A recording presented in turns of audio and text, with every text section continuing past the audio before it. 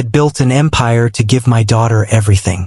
But that night, in a cheap diner booth, I realized I had given her nothing that truly mattered. And a stranger was about to show me why. I'd brought my little girl, Lily, on a blind date. A test.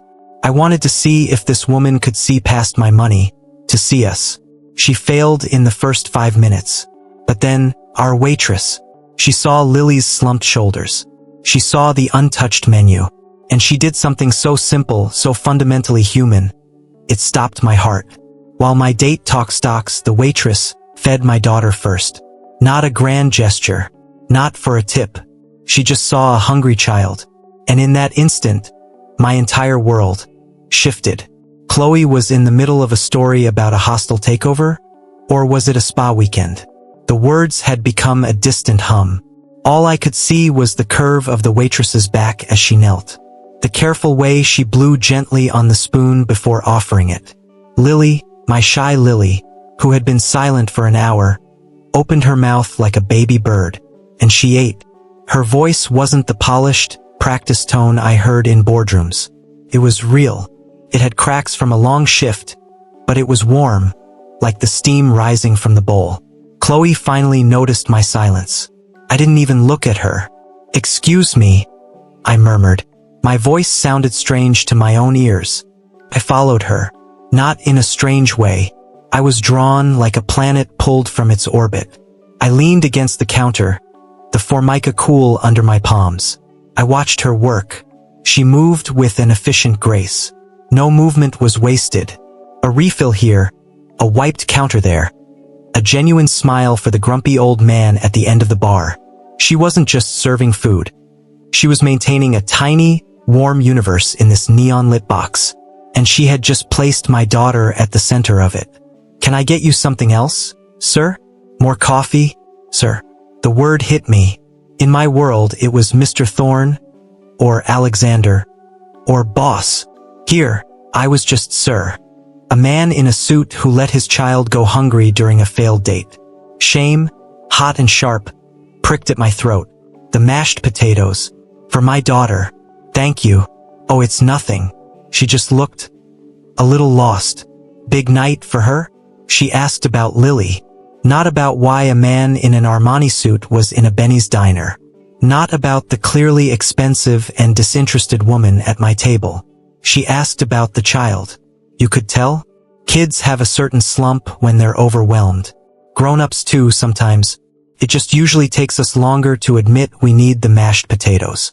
It was the most profound thing anyone had said to me in years. I, Alexander Thorne, CEO of a tech firm worth billions, needed metaphorical mashed potatoes. And this waitress, whose name tag simply read Sarah, had diagnosed me in 10 seconds flat. Behind me, I heard Chloe's sharp, impatient sigh. The spell broke. But it wasn't broken, it was transferred. I looked at Sarah. Her eyes held no judgment, only a quiet, patient understanding. I should get the check. Of course. I'll bring it right over. Well, that was an experience. I'm not sure what you were trying to prove. Bringing her along. It's hardly appropriate. I looked at Lily. She had a tiny smear of butter on her chin, and she was coloring quietly on a placemat Sarah had given her. She looked peaceful. You're right. It wasn't appropriate. For you. Good night, Chloe. She left in a puff of offended perfume.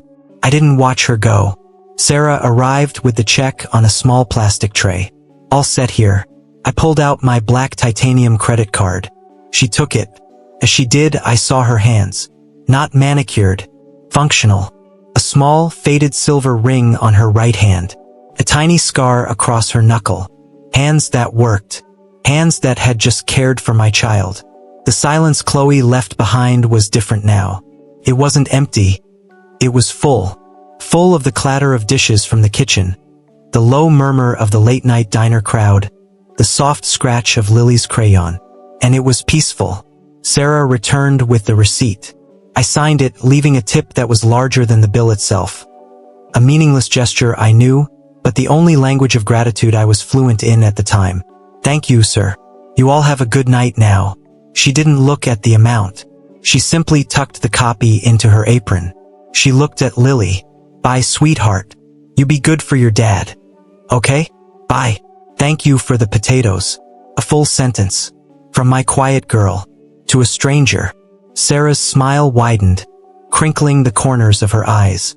It was a smile that transformed her entire face, making her suddenly, strikingly beautiful. Not in the curated way of the women in my social circle, but in a way that was alive, real, and utterly unselfconscious. Then she was gone, back into the rhythm of her work. The night air was crisp, washing away the diner's smell of grease and coffee. I buckled Lily into her car seat. Did you have a good time, Bug? The lady was nice. The other lady was loud, out of the mouths of babes. The drive home was quiet. Lily fell asleep almost instantly, her head lolling against the seat. I replayed the entire night in my head on a loop. Not Chloe's dismissive glances, but Sarah's kneeling form. Not the failed conversation, but the simple question, big night for her? She had seen us, truly seen us. The lonely billionaire and his motherless daughter, playing out a sad little test in a vinyl booth. The image wouldn't leave me. For 3 days, my empire ran on autopilot. I sat in meetings and saw Sarah's hands placing down that bowl. I reviewed financial statements and heard her saying, "Grown-ups need mashed potatoes too." My house, this monument to my success, felt like a beautifully decorated tomb. It had everything, except for that specific humble warmth that had existed for 2 minutes in a corner of Benny's diner. I was haunted by a kindness. Before Sarah, there was Eleanor, my sunlight. We built my first company together in our garage. She believed before I did. When Lily came, she was our perfect miracle. And when the diagnosis came, it was like the sun had been physically ripped from the sky. You have to keep living, Alex. Not just for her. For you. I can't. Not without you. You can. And you will. And you'll love again. Promise me. I promised. A lie to give her peace. In my heart, I built a vault, sealed it shut, and placed her memory inside. I would be a father. I would be a CEO. I would not be a man who could feel that kind of pain again. Love was a vulnerability I could not afford. The women I met afterwards, they were audits. Could they fit into our broken life? Could they handle the fortune? None passed, until I devised the ultimate test. Bring Lily. See their reaction. I was looking for a reflection of Eleanor's selflessness. I found it in the last place I expected. Not across the table, but serving it. On Wednesday, I had a driver take Lily to her piano lesson. I told my assistant to clear my afternoon. I drove myself, a rare thing, with no destination in mind. Yet my hands on the wheel knew the way. The diner was quieter in the daylight, less magical, more worn. The vinyl on the stools was cracked. And there she was, Sarah, wiping down the counter. She looked up as the bell chimed. Recognition, then that same warm smile. Well, hello. No little one today. Piano lesson. Just me. Coffee? Please. For an hour, I wasn't Alexander Thorne, CEO. I was Alex, the guy at the counter. We talked about nothing and everything. She had a quiet wit, a sharp observation hidden behind her gentle demeanor. She never asked what I did. She asked what I thought. It was intoxicating and terrifying. I was lying by omission. This connection was built on a half-truth. But the feeling of being seen as a man, not a wallet, it was a drug. Then the shift changed. Another waitress arrived, and Sarah untied her apron. She had a second job, a cleaning shift at an office building downtown. She said it casually, as if working 16-hour days was normal. I saw the fatigue she usually hid, the proud slope of her shoulders finally showing the weight. That's a long day. That's what you do for family, right? My boy Ben, he wants to be an astronaut. Space camp isn't cheap. A son. Of course she had a child. That instinct didn't come from nowhere. She was a single mother. The pieces clicked into place with a painful clarity. Her kindness was born in the same fire as my own determination. Love for a child. The lie grew. My car's just around the corner. I saw the flicker in her eyes when she saw it. Not recognition of the make. She didn't seem the type, but recognition of its inherent cost. A wall went up, just a little. This is a very nice. It's just a car. The silence in the car was heavier than in the diner. I was stealing time with her under false pretenses. I was the wealthy man testing the poor waitress after all. Just in a more protracted, more selfish way. I sat in the idling car, staring at the building. The urge to fix it, to write a check, to call the building manager and get her promoted, it was overwhelming. It was my reflex, but something stopped me. Eleanor's voice, maybe. You have to keep living. For you. This wasn't about fixing her life. It was about being allowed into it. As me. But who was me without the suit and the title? I wasn't sure I knew anymore. The call came at 10 p.m. The professional veneer I'd maintained for weeks shattered in an instant at the sound of her fear. It was the fear I knew, the primal terror of a parent with a sick child. Alex, I'm so sorry to ask. It's an emergency. I don't know who else to call. I'm on my way. Text me the address. I didn't think. I acted. In 15 minutes, I was outside a modest, well-kept apartment complex in a part of town my driver rarely took me to. She came out, holding a blanket-wrapped boy of about 5, his face flushed. I opened the door for them. In the bright, sterile light of the clinic, the charade ended. I watched her dig through her wallet, her hands trembling. I saw the card, the high deductible. I saw the mental calculation, the worry that went beyond her son's health to the crushing weight of the bill that would follow. The CEO in me saw a simple problem with a simple financial solution. The man who was falling for her saw her dignity, her fierce independence, crumbling under stress. Use this, please. The clerk's eyes widened. Sarah looked from the card to my face. The confusion was total. Alex, what is that? You can't. It's okay. It's taken care of. Just focus on Ben. Later, Ben is settled, resting with medication. In the quiet waiting area, Sarah faces Alexander. The truth hangs in the air. Who are you, Alex? There was no anger yet, just profound confusion. And hurt, the hurt of being deceived. I took a deep breath. For the first time in years, I spoke my truth without a filter, without a strategy. My name is Alexander Thorne. I run a tech company. I am a very wealthy. The night we met, I was on a blind date. I brought my daughter as a test. You passed a test I didn't even know I was giving. And I've been coming to the diner ever since because when I'm with you, I forget I'm that man. I'm just Alex, and I'm sorry.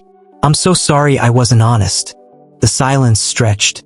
I prepared for it all, the outrage, the betrayal, her walking away forever. I deserved it. You tested her? The woman on the date? Yes. And you've been testing me ever since? No. God, no. That first day at the counter. That was real. I was just a man who needed to talk to the woman who saw his daughter. You paid for everything tonight. With a magic card. I have the means. It was nothing. It's not nothing. It's everything. It's the difference between my world and yours. You saw me struggling and you solved it. Like a problem. She was right. I had. And in doing so, I'd reduced her struggle, her life, to a line item. When I fed your daughter. Did you think that was a test for you? The question hung in the air.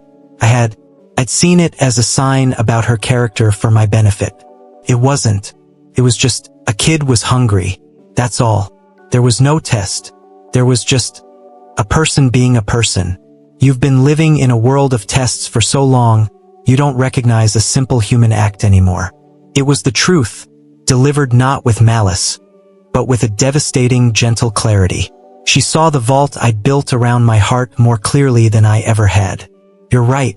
I don't know how to turn it off. The calculating, the protecting. After Eleanor died, it's all I know how to do. Eleanor? And so, in that fluorescent-lit waiting room at 2 a.m., I told her everything. About Eleanor. About my promise. About my loneliness. About Lily's quiet grief. I held nothing back. It was the worst and best business pitch of my life, with my own broken heart as the only asset on the table. My husband left when Ben was a baby, said it was too hard. So I know a little about building walls. Mine are just made of different stuff. I want to take them down. For you. For me. But I don't know how. You start by being honest. And by understanding that kindness isn't a test to pass. It's just the mashed potatoes. You offer them when you see someone hungry. You accept them when you're starving. No strings attached. She reached over and took my hand. Her hand, with its faint scent of soap and diner coffee, was warm and solid. It was an offer, not of forgiveness, not yet, but of understanding. A chance to learn a new language, where the only vocabulary was honesty and the only currency was kindness. And so the real work began. It wasn't a whirlwind romance. It was a slow, deliberate construction. I started showing up not as Alexander Thorne, CEO, but as Alex, the man who was trying to learn. I showed up at her apartment with groceries, not because she couldn't afford them, but because it was a practical way to help after a double shift. I met her son, Ben, properly. A bright-eyed boy who talked a mile a minute about rockets and constellations. Lily, shy at first, found in Ben a partner in quiet games and shared snacks. Their bond became the first sturdy pillar of our new foundation. I had to unlearn a lifetime of instincts. My first reaction to a problem was still to throw money at it. Sarah's car broke down. My finger was on my phone to call a dealership and have a new one delivered before she'd even finished the sentence. But I saw the look in her eye, not gratitude, but a quiet extinguishing of her own agency. So I stopped. I asked, "What do you need?" What she needed was a ride to work and a recommendation for a trustworthy, affordable mechanic. So that's what I gave. It felt insignificant, almost useless to me. To her, it was partnership. She, in turn, taught me about a world I'd flown over but never inhabited. She taught me the quiet pride in a budget balanced at the end of a hard month. The profound satisfaction of a home-cooked meal that stretched for days. The community of a neighborhood where people knew your name and kept an eye out for your kids. My penthouse had security systems. Sarah's block had Mrs. Henderson on her porch, who knew everything and everyone. I started to see which was truly safer. There were stumbles, of course. Moments when my old life collided with my new one. A paparazzi photo surfaced of billionaire Alexander Thorne slumming it at diner with Waitress. The article was cruel, speculating on her motives and my midlife crisis. I was ready to buy the media outlet and fire the editor. Sarah just shook her head. She framed the article and hung it in the diner's back office. A reminder, she said, of the nonsense we're choosing to ignore. Her strength humbled me. She wasn't defined by their words. She was anchored in something far deeper. I introduced her to my world, too. A charity gala. She wore a simple black dress, not a designer gown. She was nervous, but not intimidated. While other socialites discussed renovations and vacations, she found the head of the charity and asked insightful, practical questions about fund allocation and grassroots impact. She didn't see a room of powerful people. She saw a room of resources that could be directed toward good. By the end of the night, she'd secured a commitment for a new after-school program in her own neighborhood. She conquered my world not by mimicking it, but by improving it. The proposal wasn't grand. It was in the diner after closing. We were both mopping floors. The air smelled of lemon cleaner and coffee grounds. I leaned on my mop and looked at her, her hair tied back, a smudge of cleaning spray on her cheek. In that moment, she was more beautiful to me than on any red carpet. "Sarah," I said, my voice echoing in the empty room. This life with you, this messy, real, beautiful life, it's the only empire I want to build. Will you build it with me?" She didn't cry. She laughed, a sound of pure joy that bounced off the stainless steel. She threw her arms around my neck, the wet mop handle clattering to the floor. "Yes," she whispered into my shoulder, "but only if I get to keep my name on the door." We married in the diner. Not the new one, the old Benny's. We pushed the tables aside, strung up fairy lights, and filled the space with the people who mattered. Lily and Ben, Sarah's diner regulars, my few true friends, and a surprising number of my employees who'd become more like family since Sarah entered my life. Our vows weren't about riches or poverty, but about choosing honesty over pretense, kindness over strategy, and mashed potatoes over everything else. Together, we built Sarah and Lily's Diner. It was her vision, my logistical support. A place where the coffee was always hot, the booths were always welcoming, and no one, no matter how alone they looked, ever had to eat by themselves unless they wanted to. We hired single parents, gave them flexible hours. We kept a suspension of judgment tab for those down on their luck. It became more than a business. It was the living, breathing manifestation of the philosophy that had saved me. Lily blossomed, the quiet, watchful girl found in Sarah, the mother she'd missed, and in Ben, the brother she'd never known she needed. She started helping at the diner, not because she had to, but because she loved the rhythm of it, the stories of the people.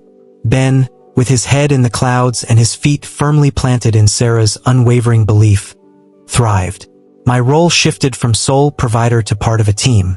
I learned to braid hair, to pack lunches that would actually be eaten, to sit through school plays with my heart swelling with a pride no business deal could ever evoke. The final piece of healing came on a quiet afternoon. I took Lily to visit Eleanor's grave, as I always did on her birthday. But this time, Sarah and Ben came with us. Sarah brought wildflowers. Ben, with a child's profound simplicity, placed a small, smooth rock he'd painted like a planet on the headstone. "So she has something cool to look at," he said. Lily held my hand and Sarah's. I looked at my wife's peaceful, respectful expression, at our children, and at the name carved in stone. The vault in my heart didn't feel broken open. It felt peacefully retired. The love inside hadn't escaped. It had simply expanded, making room for more, without ever diminishing what was already there. So that's the story. Not of a CEO who saved a waitress, but of a waitress who saved a CEO. She didn't just steal my heart. She repatriated it. She showed me that the greatest lessons aren't found in corner offices or on balance sheets, but in the quiet moments of connection between people. That success isn't measured in acquisitions, but in the depth of your relationships. That the most valuable thing you can give isn't money, but your full, undivided attention. Whether to a scared little girl, a struggling single mother, or a lonely man who's forgotten how to be human, my fortune is no longer a number in a bank. It's the sound of laughter in our kitchen. It's the sight of my wife, confident and radiant, running the diner that bears her name and her stepdaughters. It's watching my children grow into kind, curious people. It's knowing that every day, in a small way, we get to pay forward the simple, world-altering kindness that started it all. Sometimes, the most profound love stories don't begin with "I love you." They begin with "Let me help you." And sometimes, salvation doesn't come from above. It comes in a bowl of mashed potatoes, offered with no expectation, from a person who simply remembers what it means to be human.